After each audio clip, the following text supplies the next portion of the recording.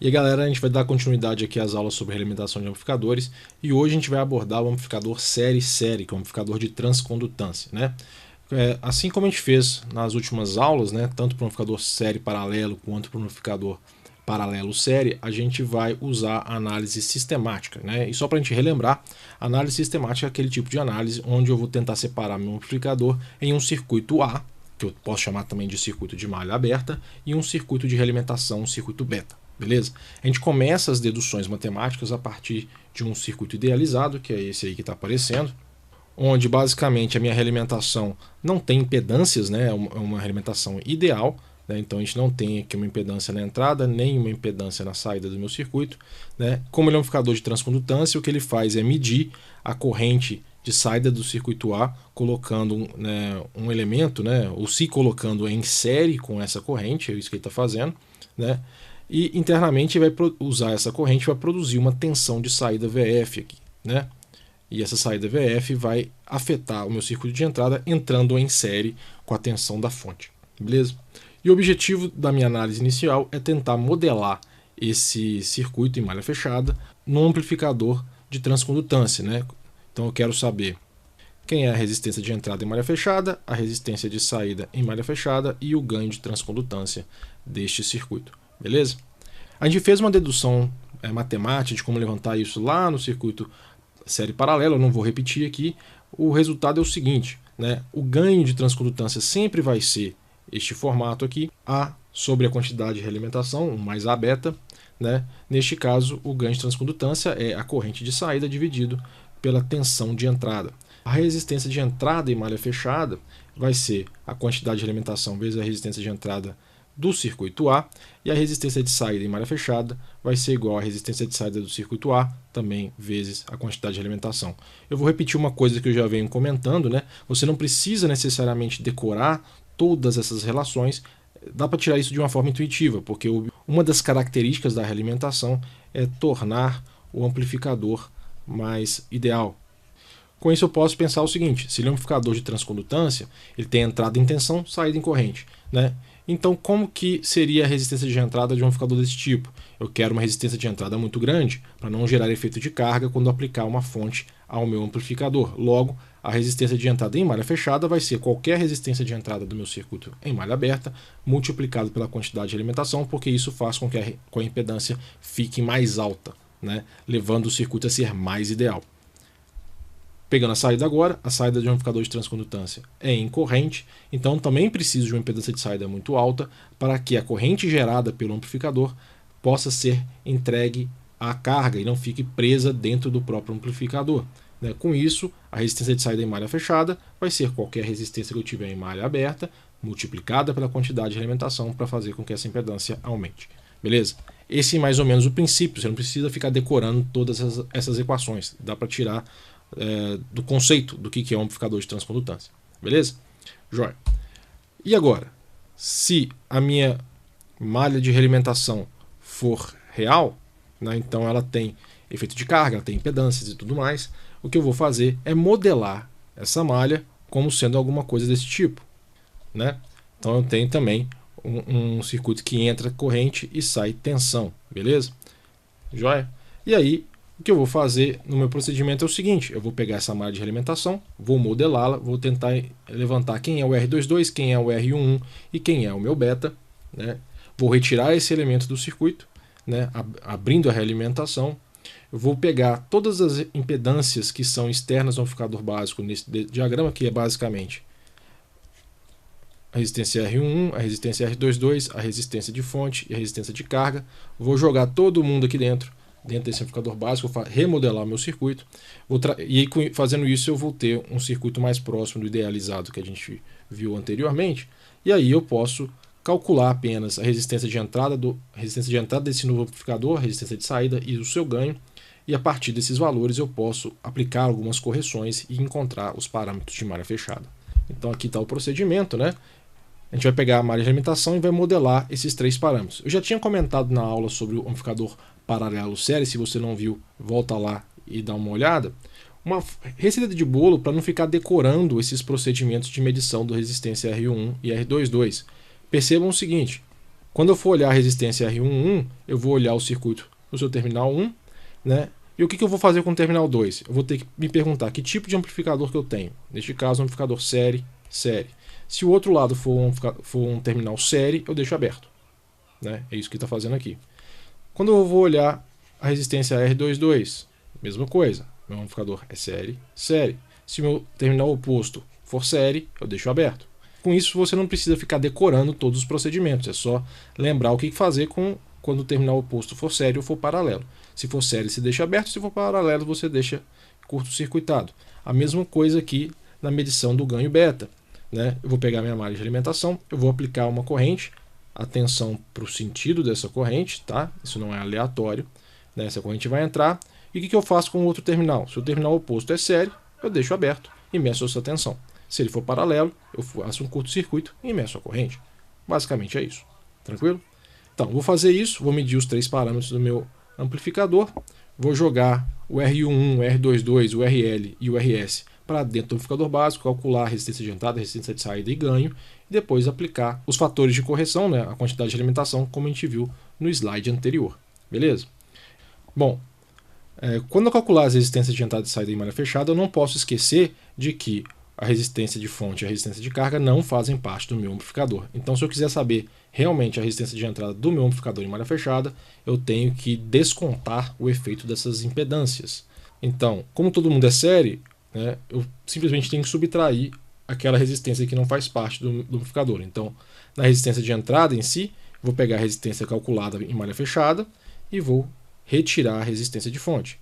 Para a resistência de saída, vou pegar a resistência de saída em malha fechada calculada e vou retirar a impedância de carga. Beleza? Bom, agora a gente pode falar um pouco sobre exemplos de circuitos. Tá aqui, né? Eu tenho 2 exemplos, são 2 exemplos mesmo do livro do Cedra, né? Então tem toda a dedução desses circuitos lá, eles são bem interessantes, né? Mas observe o seguinte, que o amplificador série, né? Na saída, então eu vou pegar a minha corrente de carga, né? Vou botar um elemento em série com ela, que neste caso a gente chama de resistor shunt, né? Que nesse primeiro exemplo aqui é o resistor RF. E esse cara tem que produzir de alguma forma uma tensão que vai afetar a entrada. Neste exemplo primeiro, né, a minha tensão sobre o resistor RF já é essa tensão de atuação. E vocês podem perceber que ela vem aqui afetar a minha tensão VI de entrada. Beleza? Com isso eu tenho um amplificador bem simples aqui, né? Neste segundo exemplo, que já é um circuito bem mais interessante, né? De novo, eu não vou fazer ele como exemplo dessa aula, porque ele já está deduzido lá no livro do Cedra. Qualquer coisa eu posso deixar um print das páginas lá no Moodle para vocês, beleza? Legal. Olha só, de novo, ele está assumindo que a minha saída aqui é o IO, né? Ele colocou um resistor RE2 para servir como shunt e medir essa corrente IO.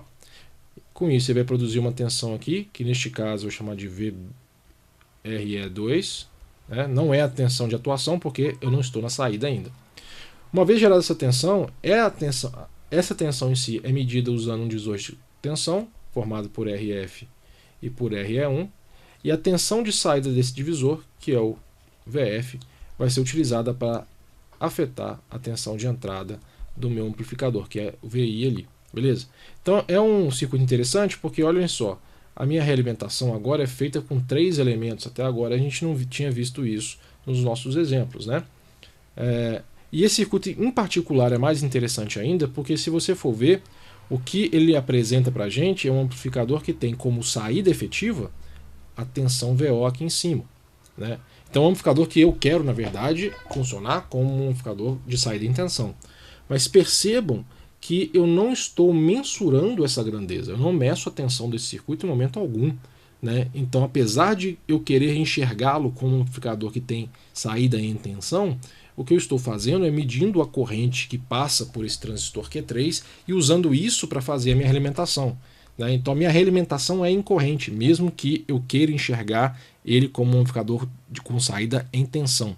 Por isso que esse exercício é tão interessante, né? E outra coisa é que ele pede a medição da resistência Rout aqui, ó, na saída mesmo do circuito, né? Então é um exercício para sair um pouco da caixinha, e é legal que tem lá no Cedra, por isso que eu vou depois pegar o print desse exemplo, que está em inglês, tá? Na versão que eu tenho. e vou deixar para vocês consultarem, caso vocês não tenham o livro. Beleza? Joia. Mas nós vamos fazer também um exercício para ver como que a gente pode aplicar a análise sistemática para analisar o amplificador, um tipo de amplificador série-série. Bom, e o circuito que a gente vai usar como exemplo para finalizar a aula de hoje é esse circuito aí. Ele é um circuito mais simples do que um daqueles que a gente viu anteriormente, mas também serve para a gente fazer essa discussão, beleza? Bom, então de novo, né, esse circuito aqui, a minha saída é a corrente IO que desce aqui embaixo, eu estou colocando o resistor RF como um sensor de corrente, né, e ele está produzindo já nesse caso uma tensão VF que vai afetar a tensão de entrada do amplificador, né? A gente já tem aqui todos os parâmetros de pequenos sinais do nosso amplificador, né? Então a gente não tem necessidade de fazer agora uma análise de polarização, né? O que simplifica muito a nossa resolução, beleza? Uma coisa interessante, esse é um exercício do CEDRA, o exercício 11.56 da 7ª edição, né? Caso alguém tenha. E ele fala para usar o resistor RO2 apenas na análise de impedância de saída. Mas eu acho que dá para usar na análise de ganho também, né? E ele comenta para a gente desprezar a resistência RO1, uma questão de simplificação, né? Usando um critério que ele emprega ao longo do livro, que quando a gente tem amplificadores com carga resistiva, né, o RO fica menos relevante, né? Beleza. Então, vamos embora. Primeira coisa, já que a gente já tem os parâmetros todos, levantar o modelo de pequenos sinais que a gente vai levar em consideração. Que é isso aí, beleza? Percebam que eu já coloquei a resistência RO2 aqui na jogada, então tudo bem. Segundo passo é determinar a realimentação, né? Aqui do circuito já está bem evidente qual que é o nosso elemento de realimentação, é o resistor RF, que mede a corrente IO e também produz a tensão VF, né? Então só temos este elemento de realimentação. Então fica muito óbvio, né? O nosso circuito beta, ele é o quê? Ele é simplesmente, né, um quadripolo, onde aqui nós temos o terra e aqui nós temos uma resistência RF. Novamente, o que eu tenho? Eu tenho que ter uma corrente IO entrando no terminal 2 aqui, e eu tenho produzir uma tensão VF no terminal 1. Né? Eu acho que não vai ser muito susto para ninguém, né? Independente do jeito que eu enxergue esse circuito, lembrando que, né, só para a gente ter a metodologia, o R11 eu vou medir do terminal 1 deixando o terminal 2 aberto, e o R22 eu vou medir do terminal 2 deixando o terminal 1 aberto. Não importa o jeito que eu enxergue, R1 nesse caso é igual a R22, que é igual ao próprio RF. Beleza? Por fim, quem que é beta? Beta, então, vai ser VF sobre IO. Né? Olhando o circuito, vai dar exatamente RF também. Beleza? Então nós temos que R11 é igual a R22, que é igual a 100 ohms, e que o beta é igual também a 100 ohms, que no final das contas vai dar 100 volts por ampere. Joia? Então esses são os parâmetros do meu circuito de realimentação. Beleza. Agora o que eu vou fazer? Eu vou abrir a minha realimentação. Vou ter alguma coisa desse tipo aqui, lembrando que R1 e R22 é igual a 100 ohms, só para a gente não esquecer. E vou ter que analisar esse circuito aí. Né? Primeira coisa, como meu circuito é MOSFET, né, eu sei que essa corrente aqui é zero, assim como essa corrente aqui também é zero. Né? Então já posso sair de cara falando o seguinte, olha, a resistência de entrada desse circuito é infinita, né, porque a fonte não entrega corrente nenhuma. Beleza? Eu posso também começar a olhar a impedância de saída. Né? E como a saída aqui é incorrente, eu vou chamar a atenção novamente. Né? No nosso modelo idealizado, isso dá um loop fechado na saída. Para eu calcular a impedância de saída, o que eu tenho que fazer é eu tenho que abrir meu ponto de saída. Então aqui eu destaquei para a gente em azul. Né? Eu vou colocar um elemento aqui, por exemplo, uma fonte de corrente, né? Ou uma fonte de tensão, tanto faz. Uma fonte de corrente talvez eu ache mais fácil. E X, eu tenho que medir a tensão Vx sobre ela, assim que a gente faz. Mas, né, como a gente vai fazer uma análise de resistência de saída, eu vou curto-circuitar a minha entrada, né, e vou ver o que acontece. Então vamos pensar, se eu curto-circuitar Vs, e 1 vai dar zero, essa fonte de corrente cai fora, né, como a corrente aqui é zero, a tensão neste nó vai dar zero também, então vou chamar aqui de V1 vai dar zero, né. Com isso, a corrente I2 vai dar zero e essa fonte de corrente cai fora. A minha saída vai ficar como? Vai ficar assim. Perceba que a gente tem um loop fechado, né?